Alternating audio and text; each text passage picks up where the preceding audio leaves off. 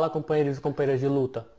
Dando continuidade aqui ao nosso canal, esse vai ser o primeiro vídeo de uma série de vídeos que eu vou fazer acerca do fim do capitalismo, da sua crise estrutural e terminal, que eu já tinha prometido em outros vídeos.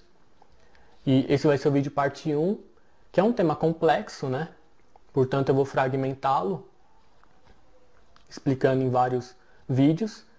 Mas é um tema de fundamental importância. Na minha opinião, é o tema de maior relevância na atualidade. Então, nesse primeiro vídeo, eu vou fazer uma explicação da evolução, da transformação tecnológica pela qual o capitalismo passou nos últimos 200 anos, desde a primeira Revolução Industrial. Uma breve explicação para vocês entenderem bem a crise atual de superprodução, a nova crise de superprodução do sistema. Então vejam bem, até meados do século XVIII, 90% da população mundial vivia no campo, isso a maioria sabe. Essa realidade começou a mudar a partir do surgimento da primeira Revolução Industrial, que foi com o surgimento do motor a vapor movido a carvão, que possibilitou a criação de máquinas movidas a carvão pesadas para alocar na grande indústria, na indústria tradicional, como a gente conhece. Mas não só isso, possibilitou também a criação de transportes com muito mais velocidade, como as locomotivas, os trens movidos a esse motor a vapor, movido a carvão.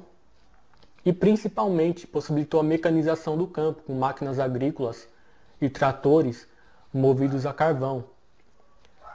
E com essa mecanização do campo, o que aconteceu? Os servos, que eram os trabalhadores rurais, no feudalismo, deixaram a terra porque a quantidade de trabalho diminuiu e foram trabalhar nas indústrias, nas cidades e também no comércio, em conjunto com a política de cercamentos. Lembrando que foi a política de cercamentos na Inglaterra? Consistia na transformação da terra em pastoreio para a criação de ovelhas, porque a lã era uma matéria-prima essencial para a indústria têxtil, que era a indústria que estava emergindo com maior velocidade naquele período. Então a mecanização do campo, a política de cercamentos foram efeitos da primeira Revolução Industrial, foram responsáveis pela imigração dos servos da terra para as cidades, ou seja, uma realocação dos trabalhadores rurais para um outro setor que nascia, que era a indústria. Em conjunto também com os artesãos, que perderam competitividade frente ao grande poderio econômico e à grande produtividade dos burgueses industriais. Eles foram transformados também em mera força de trabalho. Seus produtos perderam valor porque eram muito mais caros que os dos burgueses industriais. O que eles produziam em 1 hora, uma fábrica naquele período produzia em 5 minutos. Então, tanto os artesãos quanto os servos foram transformados em força de trabalho. Formaram a nova classe que Marx denominou de proletariado, né? Que era uma classe que só tinha sua força de trabalho para vender e também tinha sua capacidade única, exclusivamente, de se autorreproduzir. Por isso, proletariado, advém da palavra prole, né? Então, estava estabelecida uma nova ordem social, uma nova divisão de classes. De um lado, a burguesia industrial, majoritariamente, e do outro, o proletariado. Dando continuidade a essa primeira Revolução Industrial, o seu aprofundamento com o barateamento do aço, que possibilitou a construção de navios, embarcações sofisticadas, também movidos a vapor, ao motor a vapor movido a carvão, outras máquinas agrícolas surgiram, e esse barateamento do aço possibilitou o surgimento de bens de consumo cada vez mais avançados, como geladeiras, como fogões, enfim, e mais tarde o surgimento do motor a combustão, movido a petróleo, que possibilitou a criação da indústria automobilística, que aí sim foi o ápice da segunda Revolução Industrial, que aumentou ainda mais a produtividade do trabalho, a produtividade na circulação das mercadorias, e que ficou conhecido, como eu falei, como a segunda Revolução Industrial, e permitiu essa ampliação desse processo de urbanização, de industrialização. Os trabalhadores foram ainda mais realocados no setor industrial, concentrando, portanto, até esse período, a classe trabalhadora, o proletariado, no setor secundário, que é o setor industrial. Esse processo ele foi crescente até o surgimento da terceira revolução industrial, que aí passou a acontecer um processo de terciarização. Os trabalhadores foram realocados já para outro setor.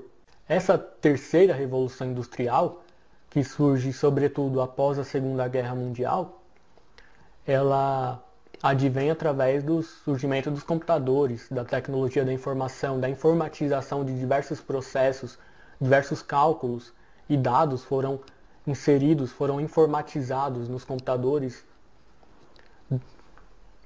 aumentando a produtividade demasiadamente, e mais tarde a automação industrial, a robótica, a microeletrônica, enfim. A força de trabalho que estava inserida, que estava concentrada no setor industrial, o que aconteceu? Ela foi para o setor terciário, porque as novas tecnologias permitiram uma substituição do trabalhador. Aí sim a gente começa a falar em automação. A primeira e a segunda revolução industrial, a gente tem que tratá-las como mecanização, que foi o homem como extensão da máquina, a máquina como extensão do homem. A automação é a máquina substituindo completamente o homem. Então a primeira e a segunda revolução industrial foi um processo de mecanização. Já a terceira foi um processo de automação. O trabalhador foi substituído. Não foi simplesmente um aumento da produtividade. Ele foi substituído por máquinas. Então os trabalhadores, o proletariado, foi realocado cada vez mais para o setor terciário, que é o setor de comércio e serviços após a Segunda Guerra Mundial, com essa terceira revolução industrial. Se há 60 anos atrás, 60% da força de trabalho da Inglaterra se encontrava na indústria, a terceira revolução industrial gerou essa realocação vertiginosa, de forma muito rápida. Então, para vocês terem ideia, atualmente o setor terciário emprega 75% da mão de obra mundial. Já o setor industrial e agrícola não chega a 25%. Em alguns países mais desenvolvidos, chega a no máximo 15%, como na própria Inglaterra, atualmente. Só o que acontece? Aí é que começa o início de uma super crise de superprodução. Muito maior do que em tempos anteriores, como na crise de 29, que foi uma crise de superprodução também. Por quê? Pelo fato de haver uma maior concorrência, uma fragmentação muito grande no setor terciário, no comércio, nos serviços, a remuneração da força de trabalho acaba sendo menor do que no setor industrial, no setor agrícola, onde há uma oligopolização maior. Então a taxa de lucro nos dois setores, primário e secundário, é maior, no setor terciário é menor. O que acontece? Se a taxa de lucro é menor, a remuneração acaba caindo. Além de muitos trabalhadores também terem ido para o subemprego ou simplesmente virado moradores de rua. Principalmente após a terceira revolução industrial, foi um fenômeno muito crescente desde então, tanto nos países desenvolvidos quanto nos subdesenvolvidos. Isso é comprovado quando a gente verifica nos dados, nas estatísticas. Para vocês terem ideia, nos Estados Unidos, o salário médio está estagnado há 25 anos, segundo o próprio FMI. A renda média familiar do Japão caiu por volta de 2005. Na Alemanha também está estagnada a renda nos últimos 10 anos. E exatamente por isso, houve um processo de realocação dos trabalhadores, primeiro do campo para a indústria, depois da indústria para o setor terciário. Só que o setor terciário a remuneração é menor. Então o que acontece? Cai a demanda efetiva de um lado, enquanto do outro a produtividade aumentou, criando-se, portanto, um cenário de crise de superprodução. Ou seja, a capacidade de produção existente ultrapassou demasiadamente a possibilidade de consumo da população. Muitas mercadorias produzidas de um lado devido ao aumento da produtividade e o consumo da população estagnado ou diminuindo. Por causa da queda do rendimento, devido a essa realocação que existiu dos trabalhadores em massa da indústria para o setor terciário, para o setor de serviços. Isso se comprova na prática. Esse excesso de capacidade produtiva, essa crise de superprodução. Um exemplo claro a nível mundial, é a sobreoferta de diversos produtos que a gente tem. Então, desde bens primários até bens industriais de consumo, tanto duráveis ou imediatos. O excesso de oferta de aço gira em torno de 500 milhões de toneladas no mundo. Tanto que a indústria siderúrgica do Brasil tem 40% de capacidade ociosa. Na Alemanha, a General Motors fecha fábricas para não agravar esse excesso de capacidade.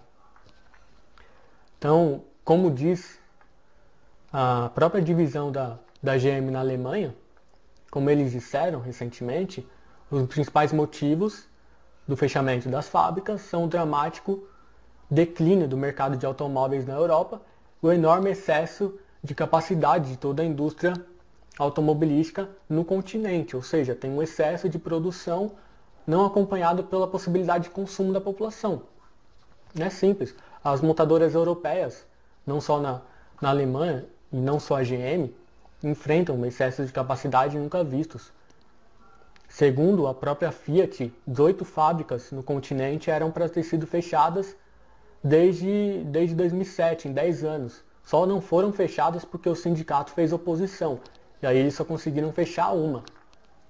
Mas o ideal era para eles terem fechado várias fábricas.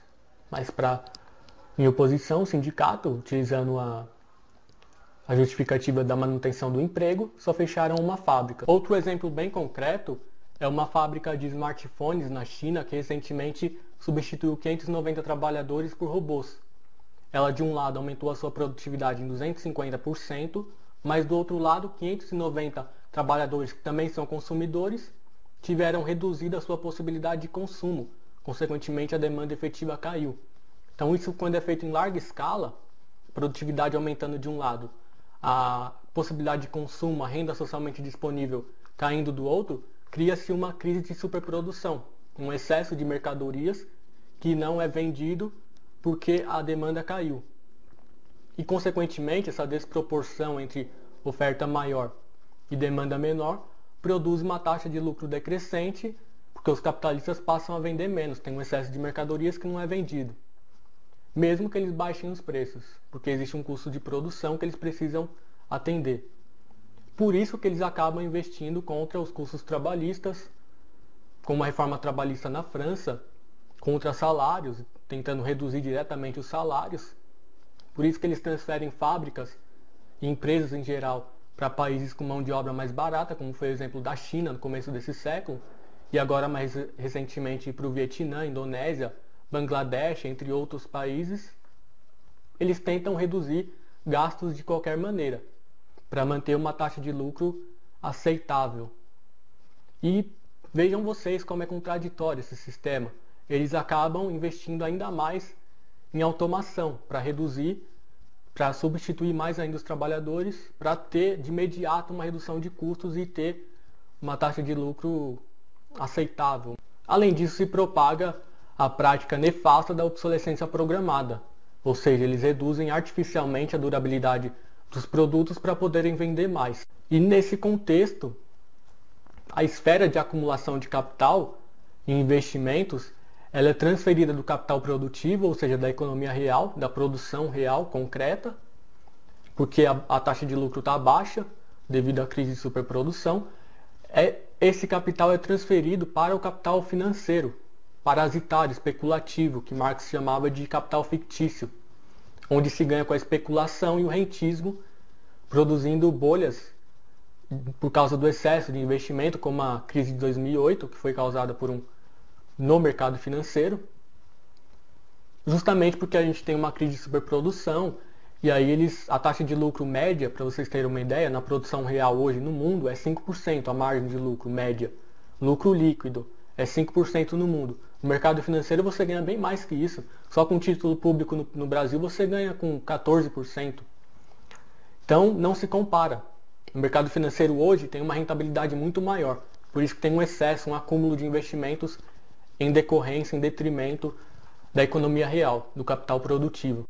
Mas aí eu vou explicar em outro vídeo o mercado financeiro de derivativos e títulos públicos, que é um tema mais complexo, porque nesse vídeo eu quis explicar essa evolução, essa transformação tecnológica ao longo do desenvolvimento do capitalismo que criou uma crise de superprodução insuperável, que aí ao longo da série de vídeos vocês vão entender por que essa crise de superprodução é insuperável dentro desse sistema. Então fica aí o vídeo parte 1, o fim do capitalismo. Aguardo vocês no próximo.